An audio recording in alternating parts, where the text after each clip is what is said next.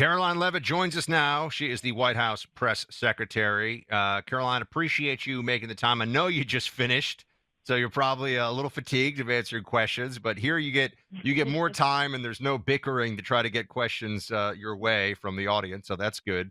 I don't really want to have you react to yourself, but on the Gaza issue, and we just heard what you said during the press conference. Uh, where is the president's mind on this? I mean, is this just the early phases, or does he have some pathways that he wants to explore that he's already thought through a bit?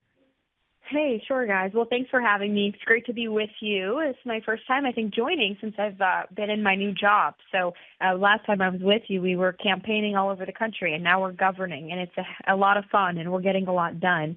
And when it comes to Gaza, as I just answered in my press conference moments ago, the president has socialized this idea for quite some time. He's talked to his partners in the region, in the Middle East, about this what he views as an opportunity to rebuild this region as a peaceful and habitable place for people that clearly have been displaced because of Hamas's actions and Iranian-backed terrorists in the region, which have really led to the demolition of Gaza.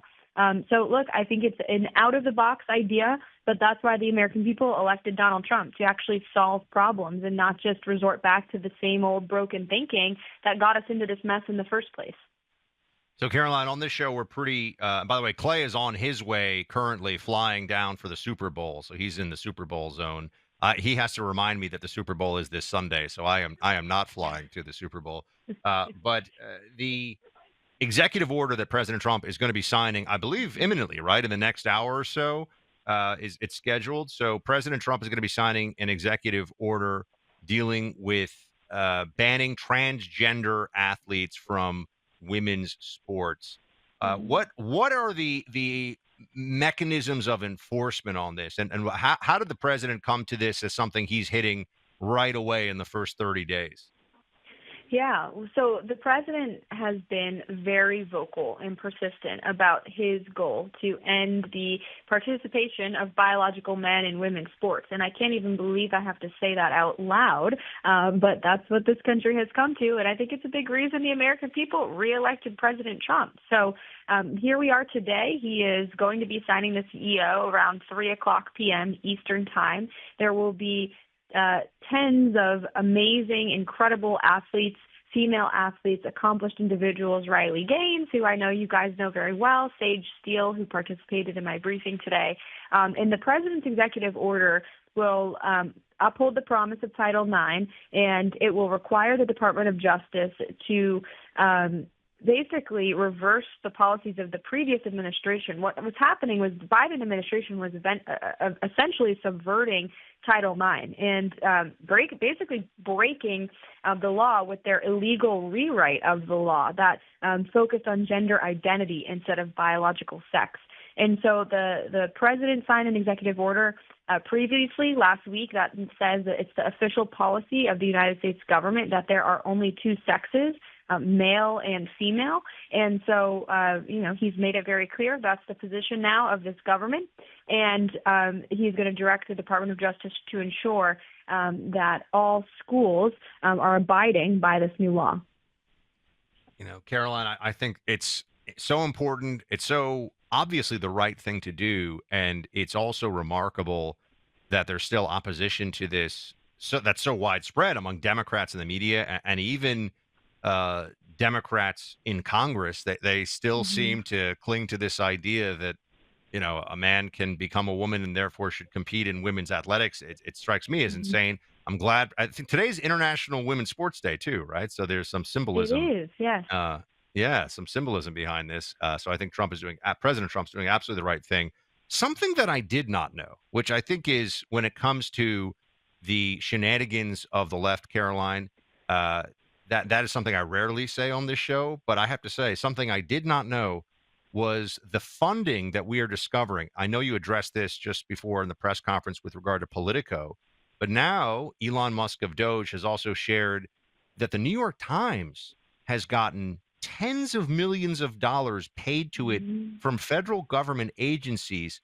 What is going on here?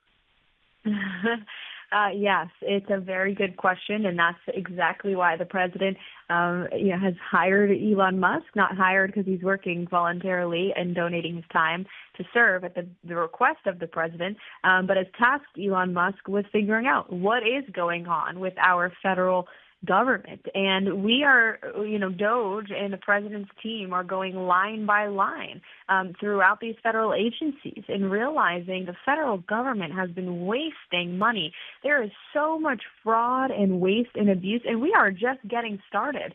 So subscriptions services and essentially subsidizing these very left-wing media outlets in this country is just one thing on the list. I mean, I held up the paper today of all this crazy things that USAID has been spending money on, millions of dollars towards LGBTQ priorities in foreign countries. I mean, does not align with the priorities and the needs of the American people, and that's exactly why Elon Musk and the president are moving forward with this effort to ensure that this federal government is running itself like a company and focusing on money in, money out, and what do we actually need to spend money on.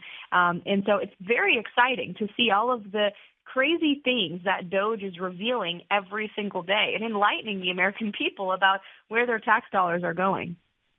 My understanding is that they're now looking, Caroline, at the payments made to Medicare, which has always been, and this is amazing and kind of jaw dropping when you hear it, a place that there's just been the assumption billions, tens of billions, perhaps even 100 billion plus of annual fraud occurs. Is it the administration's expectation that what we're seeing in terms of not just kind of bizarre partisan spending, but fraudulent spending from years past in the federal government is going to be, we're just seeing the tip of the iceberg. We're going to find a lot more. Oh, most definitely. I mean, look, again, they've just scratching the surface and are already finding tens of millions of dollars in wasteful spending. And, the president and this team also offered the federal buyout program to federal workers who are not actually,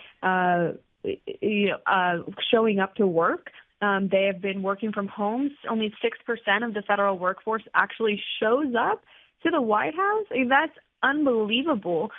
Most Americans who, by the way, fund the salaries of bureaucrats in this city have to show up to the office. And I think it's a very simple, common sense expectation to think federal government workers should do the same. So we offered an 8-month buyout, and more than 40,000 people have taken us up on the offer to just hang out at home, get 8 paid months of leave.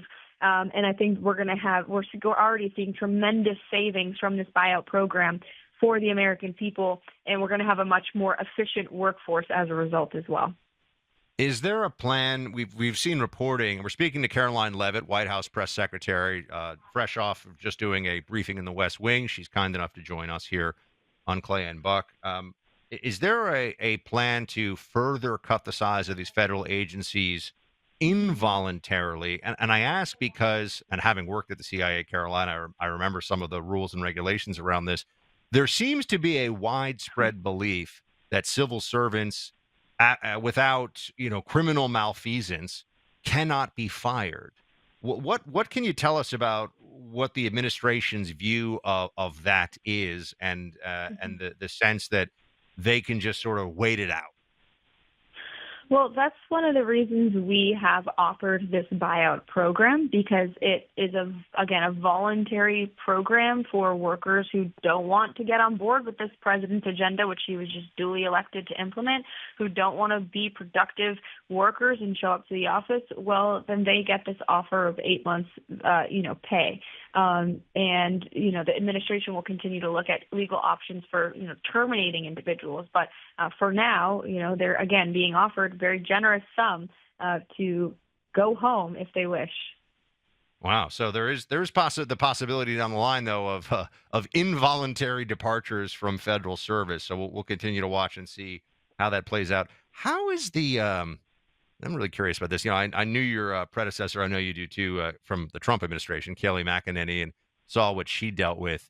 It feels like the manners from some in the press corps are maybe improving. Perhaps they're a little less hostile than they. What would just bring us into uh, the feel that you have from doing this now a couple weeks in and dealing with the press day in and day out, because we're in a very different media environment now than we were even certainly at the start of the Biden administration. Mhm. I will say that they are very respectful. They're almost subdued, I would say. And I'm not sure if there's just so much news happening out of this White House every day that they can't keep up. They've certainly expressed off the record to me and our team that the pace of this White House is drastically different than the past 4 years. I mean, it doesn't take a genius to recognize that. Just look at everything we're doing every day. Perhaps that's discouraged them a little bit. They can't help, they can't stand all of the winning that we are doing every day here at 1600 Pennsylvania Avenue. But look, I think, we've opened up this briefing room to new media members. We have really proven that this president is the most transparent and accessible president ever. And he takes questions from them almost every day. And it's a stark contrast to what they experienced in the last 4 years, where you had, a spokeswoman who was going out there and lying to their faces, and you had a president who hardly spoke to them. So now all of that has changed very quickly. And I think even if they don't like Donald Trump, they will admit that he is incredibly transparent, accessible, and honest. And so maybe that's why they're being definitely more chill, I would say, this time around than the first 4 years. Clay and I are both duly impressed, but not surprised by how well you've leapt into this role at the start of the administration as White House press secretary. So, congrats on what you and the administration and President Trump have accomplished so far.